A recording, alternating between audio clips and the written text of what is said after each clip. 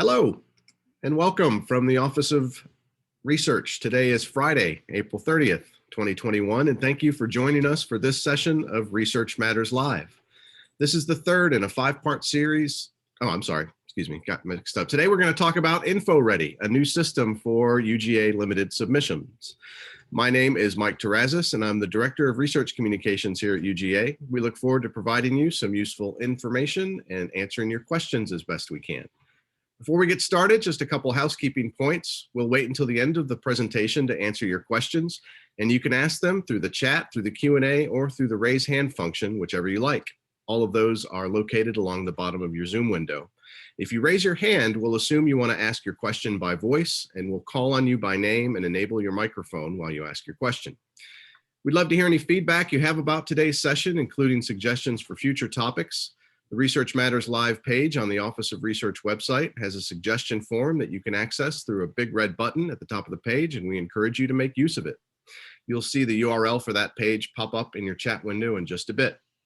And with that, let's go ahead and get started. Let me hand it off to Shelley Hooks, Associate Vice President for Internal Grants and Awards in the Office of Research, who will introduce today's speakers. Shelley, it's all yours. Thanks, Mike. Callan, if you can move to the next slide. So I'm very happy to be here today, and I'm going to introduce the folks who are here with me to talk to you about our new processes for internal limited submissions awards. So I am, as Mike said, Associate Vice President for Research, and I supervise the internal grants and awards processes. Also here today is Larry Hornak, who is also Associate Vice President, and he is driving our efforts in integrative team initiatives in the Office of Research. And so because limited submissions are an internal competition, and because many of these opportunities do involve collaborative team projects, we are working together to launch a new way of doing limited submissions. Also with us is Alex Aspley. Many of you who have submitted limited submissions in the past are very familiar with Alex. She's been in the Office of Research for a long time and managed the limited submissions processes. But as you see, she is now in the Terry College of Business and is graciously working with us through the transition. And after that transition, Callan Little, who is the final panelist today, is going to be taking over the limited submission processes. So Callan is in the Office of Internal Grants and Awards in the Office of Research. So now Larry is going to give you a little background on limited submissions, and we'll go from there. Thanks very much, Shelley. Well, first off, what are limited submissions? Well, these are really a set of award opportunities that funding agencies place limits on. And they do that based for the full proposal as well as letters of intent, depending on the particular application type.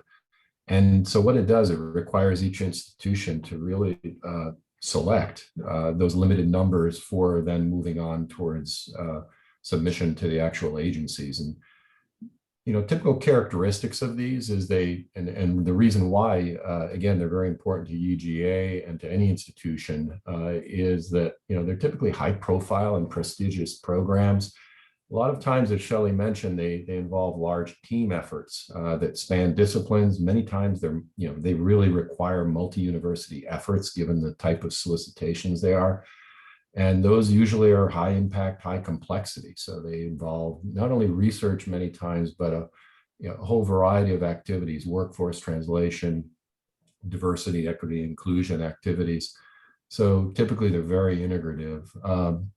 As correspondingly, they tend to be very large funding levels, and that's in part the reason for the limit on submissions and commitment by the universities involved for significant cost share. Now, because of this, they tend to be highly prescriptive solicitations where there's a lot of very explicit details about how they can be formulated and submitted. The next slide, Callan.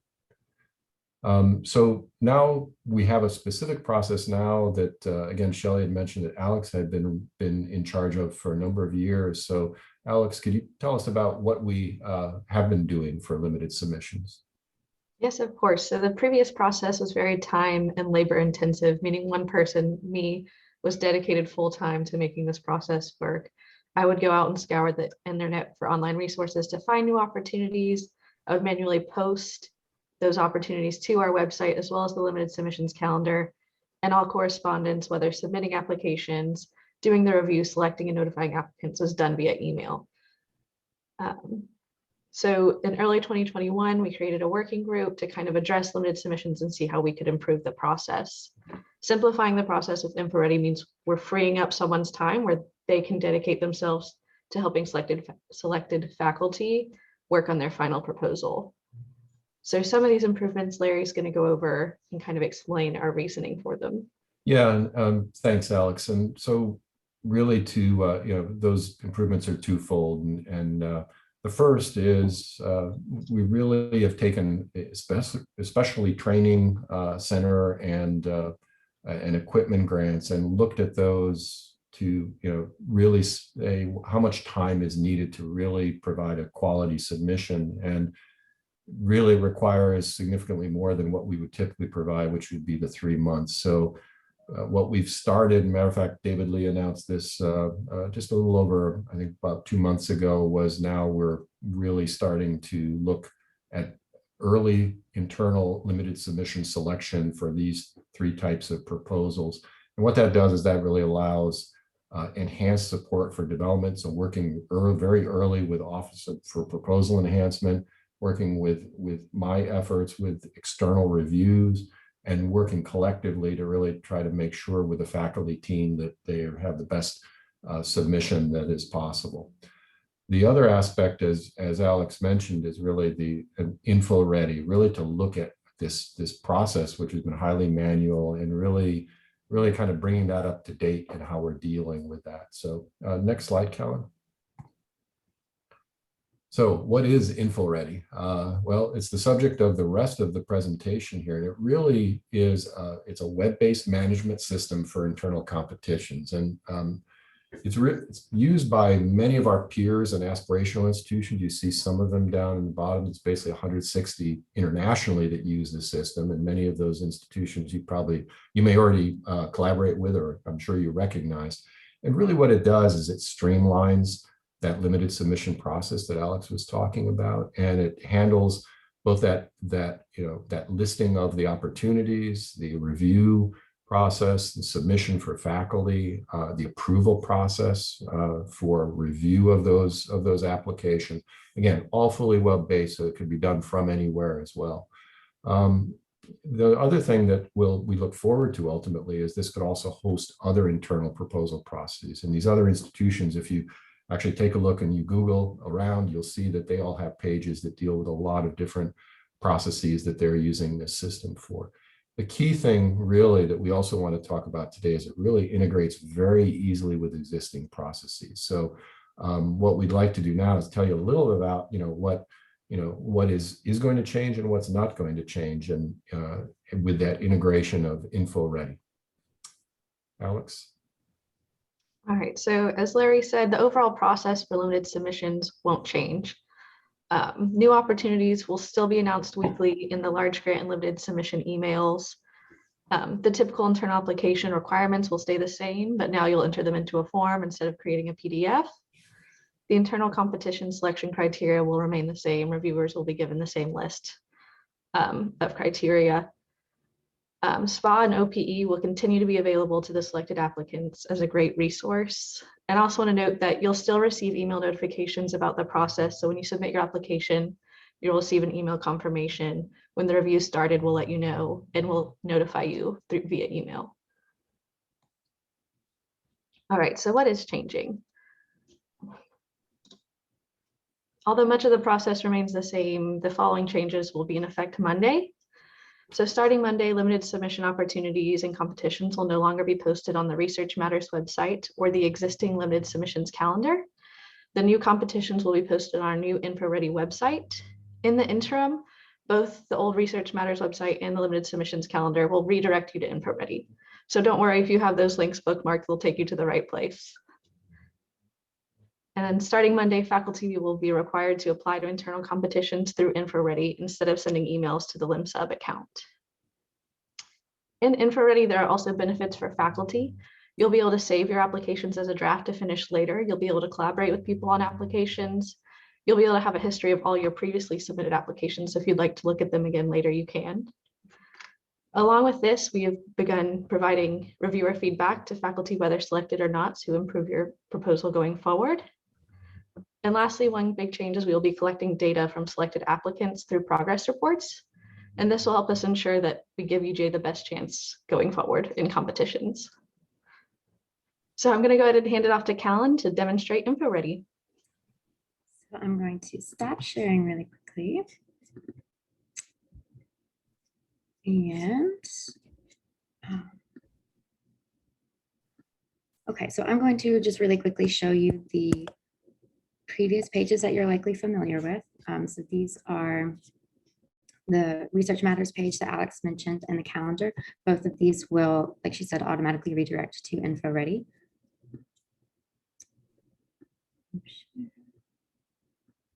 Okay. So then the InfoReady page can be found at uga.infoready4.com. So this site is active, so you're welcome to follow along as I go through the demonstration. So to begin, you will come to this homepage here. Right here, you will find a link to the website to subscribe to the weekly announcement email with limited submission opportunities. This is the calendar of current open limited submission competitions. It is on the homepage whether or not you're logged in, so you can always access it.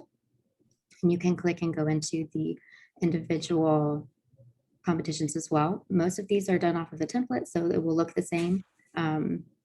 We have the deadlines at the top, the details, and then the further you scroll down, the link to the actual solicitation, and then a description of the program.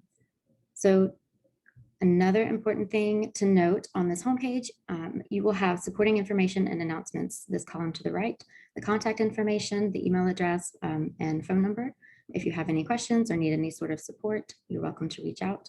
A brief limited submissions and internal competitions rundown, and then the support documents here, I will show they can be found in a couple different places, but this link is very convenient for you guys to access.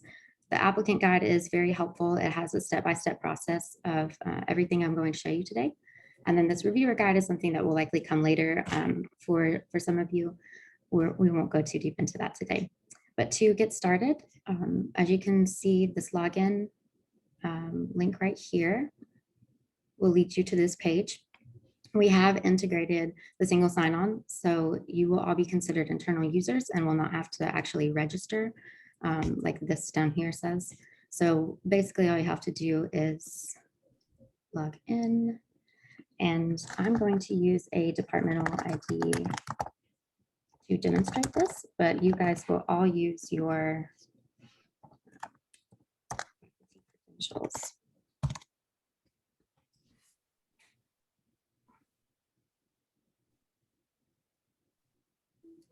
So as you can see, the main homepage remains the same. This is all of the open competitions again. These support documents and information are still right here for you. To begin, I suggest initially going up to your account to update your user profile. You can access this by clicking on the name. It should be your first name. My name in this is Research Examples, so that's why it says Research. You can edit and adjust your name as however you'd like. Your primary title is something that is optional that you can add. The primary and secondary organizations, this is where you're going to find and select your department or unit, which will then autofill in all of your applications. InfoReady already has all of the colleges, schools, departments preloaded into this. So you'll just use the drop-down menu and then find the appropriate college or unit. And I will select Office of Research. As you can see, it drops down. You've got all of the different centers. I will just select Office of Research. Make sure to save and close. And then it will save it like this. As you can see, it will be very easy to go back and adjust this and change it as needed. Which for the sake of this. Your primary organization should be your primary UGA appointment. If you have a joint appointment, We suggest setting your primary organization as whichever unit you will be applying under the most often, since this is setting a default for all your applications. But it can be changed, like I said, in the profile or later in the individual application. You can also set up a secondary organization and switch between the two when you're applying. So you can select any of these, and it will save both and autofill them.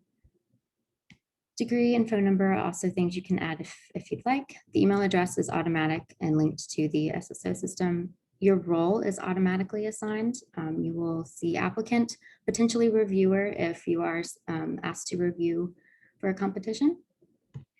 So this next part right here is designating a proxy. So this is where you can designate people who can submit applications on your behalf, such as a staff member, an assistant, a grad student, and so on.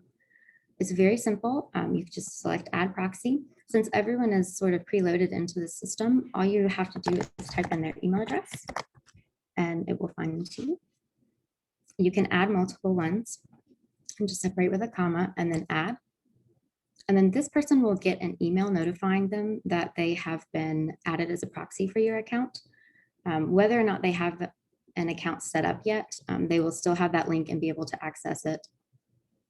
An important thing to note is that the only action that a proxy can take is to edit and submit applications on behalf of you. They're unable to submit reviews or reference letters on behalf of other users, but they do have access to make changes to all applications. So including the personal information and individual applications. So just something to be aware of. But it is very easy to delete a proxy if you just sort of need a temporary one. And you just click the trash icon and it goes away. And then very important to remember to save your changes. And then down here at the bottom is a brief summary of things I'm going to go into a little later, but these are all applications that have been submitted. These are all of the example applications that I have submitted to show you all today. But this sort of short access table here is very easy to manage. You can separate it by category, status, whether or not you are awarded. So then after you save your changes, you will go to the applications tab. I have applications that I have submitted for the sake of this demonstration. So I could show you all. As you can see, I have applied to multiple competitions here. The different status here, I have submitted 3. I have saved 1 as a draft, and then 1 we have been awarded, so I can show you afterwards. After you have been selected, there will potentially be a progress report, so you'll just access it from there. So I will go ahead and walk through and submit another example application. So we're going to use this big competition that we made for this. So as you can see, I have submitted other applications to this, and it does show me that. It shows my history of applications for each individual competition. If one of these was saved as a draft, so I can edit it or I can delete it from here as well. So the actual announcement here will be shown in this details tab that opens automatically, and it's the same brief solicitation here. But then if you want to apply, you can either apply again, or you can just select this over here, and it will bring you to the application page. So as Alex mentioned, none of the internal application requirements have changed. We're just using this form instead of the email PDF. This is also a standardized template for limited submissions, so there will very rarely be any variation in the application, with maybe a few rare exceptions. So this personal details area here is what will be automatically loaded. This brief question, you'll just select yes or no if you've applied to this in the past. This little asterisk means that it is required, so you won't be able to submit or save without choosing that. You can add co-applicants. If you add a co-applicant, you'll just put in their information, first and last name, their title, college, and department. And then the application details here, you will enter a unique title, unlike what I'm doing, so that you can tell these apart, because this is what's going to show up in the table, the applications table that you have. So if you want to tell them apart, be sure to do unique titles here. The proposal abstract, you'll just submit a very brief paragraph summary. As you can see, there are like instructions right here that you can see for any specific things that are required. Justification as well. Just going to put this in here. And then right here is where you will upload your proposal summary, your CV, any reviews from previous submissions. In other competitions, this CV and the proposal summary will be required, but for the sake of the demonstration, we did not. But I will upload an example PDF. So then you can delete it and access it there if you need. And that is essentially all that is required. As Alex said, it's very short. All of the requirements are the same. It is just a little more streamlined and hopefully less work for all of you to have to combine a bunch of PDFs. So then at the bottom here is where you can save or submit your application. And the save as a draft button right here is if you'd like to return later to complete your application. The submitting your application is when it is completely ready to be sent off. If you submit the application, you will not be able to edit it unless you contact the administrator, which would be Limited Submissions or me, and we would have to return the application to you, and then you could resubmit it. If it's already in the review process and you have a change that you need to make, the administrator would have to make the changes on your behalf. This right here is adding other email addresses for notifications for this competition. You can add a different personal email address or a staff member or a collaborator. And for the sake of this, I will save this as a draft. Okay. So again, it shows the same page, the details, and then this application will automatically pull up the most recent draft that you have, as you can see. So if you need to make any changes, you can, and then you'll just save your changes as a draft again when you're ready to submit. Oh, okay, that's good. So if you do not finish a required field, it will require it. It will have a notice here so that you can't submit it.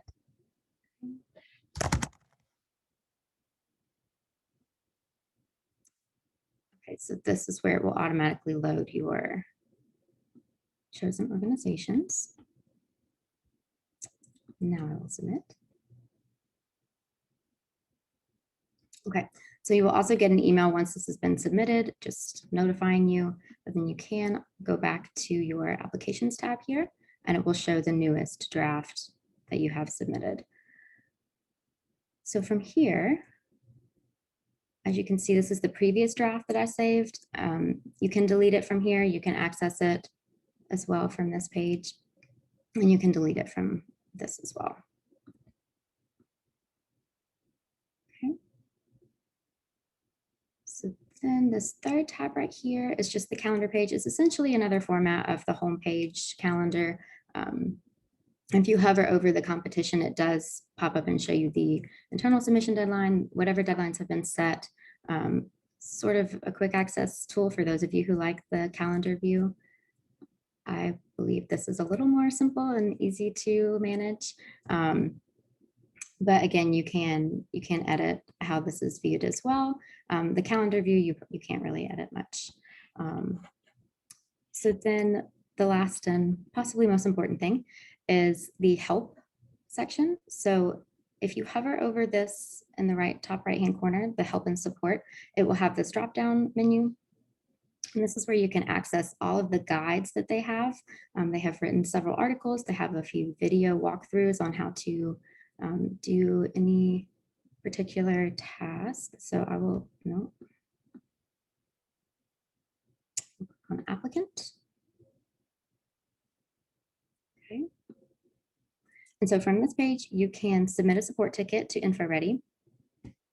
And you can also access all of the resources they have available The proxies section right here will answer most of your questions about setting up a proxy, what the system looks like on behalf of the proxy themselves, how to submit it, how to remove them. And then the resources themselves are relatively extensive. There's the applicant guide, which is essentially everything I just showed you. A brief rundown of the applications tab, the video, and so on. There are 2 pages here. So some of these also are helpful if you're having technical problems in the actual application, such as if something's grayed out, it will give you a short explanation of what would be going on.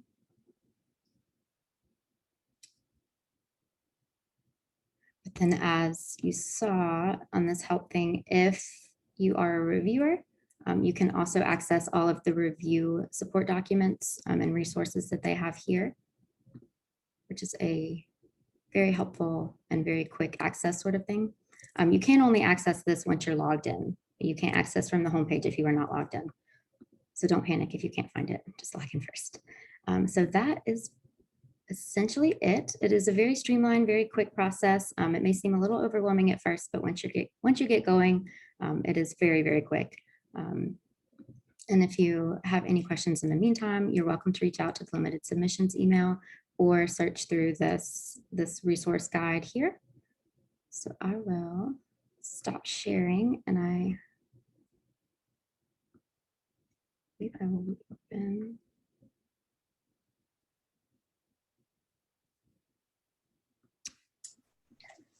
So Kellen, I don't know if you're returning to the PowerPoint, but I wanted to point out to everyone that all of those resources and links are in the presentation, and that presentation will be shared along with the video of this at the Research Matters Live website. So here you go. So all of this is going to be available to you in case you missed any of those links. And then this PowerPoint, I have a couple links to the InfoReady guides. So all of these are the InfoReady resource materials that you can also access from the InfoReady website. Great. Well, that's all of the presentation we have prepared, but happy to answer any questions. Really appreciate your attention, whether you're attending live or watching this video after the fact. We really believe that this platform is going to give us, as an office supporting these internal and limited submissions, better tools to help you, but also you as applicants should make everything smoother and give you more resources on the front end and following submission. So thank you again.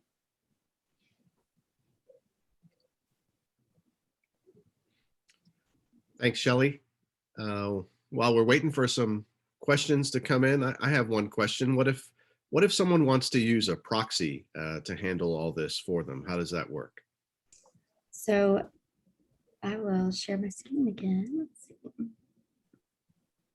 Okay, so I showed how to set up the proxy right here. As I said, they will get an email saying that they have been added as a proxy. And from there, the proxy can access essentially everything in the applications tab. And when they select, if they choose a competition to submit to, there will be an apply as proxy or submit on behalf of a proxy to kind of separate their own profile versus applying for you. And then there are instructions in the help section on the proxy's point of view, but it is relatively simple. You'll select, if you are the proxy for multiple people, which is also possible, you will just select the name of the applicant for whom you're submitting the application. And then it's sort of a drop down. And if one application is allowed for a competition, you'll save it as a draft, and then you'll be able to access it afterwards and submit it. And then essentially they would fill out the application on your behalf as the researcher normally would, and then save or submit as needed. Once they have submitted, again, if anyone has to make changes, They would have to contact the administrator to send it back. But just be aware that anyone you set as a proxy does have access to all of the applications that you have open or submitted, or any of the competitions. But as I said, it's very easy to remove them or add them if you need a temporary proxy. I'll just also add that, in the future, if we have internal competitions or limited submissions that are based on nomination, the proxy can also be useful there. We use it in a slightly different way where the nomination comes to us and then we internally give the nominator proxy permission to submit on behalf of who they are nominating. So it's a very useful feature of InfoReady to be able to use that proxy status. Yeah, following up on what Shelley had just mentioned, I think the rollout of InfoReady is really, as we were talking about, on internal limited submissions. But as with our peers that are using the program, I think we can very soon, as faculty get accustomed to it, expand that to other internal programs. And actually, a number of institutions use it for a variety of kind of process steps that are required for various types of applications, and some units use it for various other applications as well. So it's a nice, powerful tool that hopefully will get some widespread use for some other applications internally.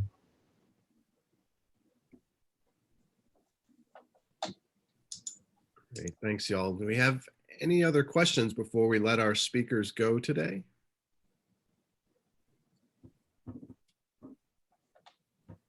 Going once, going twice.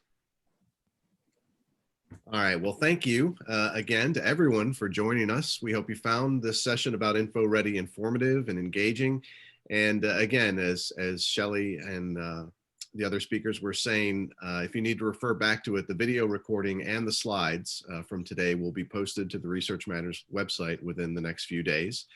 And again, please do make use of that suggestion form if you'd like to provide any feedback. And we encourage you to spread the word about Research Matters Live to your friends and colleagues if you found today's event helpful. So we invite you to join us next Tuesday at 1 p.m. for the 5th and final event in the series that I started to introduce earlier by mistake, but it's on community-based participatory research. And the topic for that last event, which is also the final Research Matters Live of the semester as of today, will be consent. So just take a look at that Research Matters Live website to register. On behalf of the Office of Research, thanks to everyone for being with us today, and have a great weekend. See ya.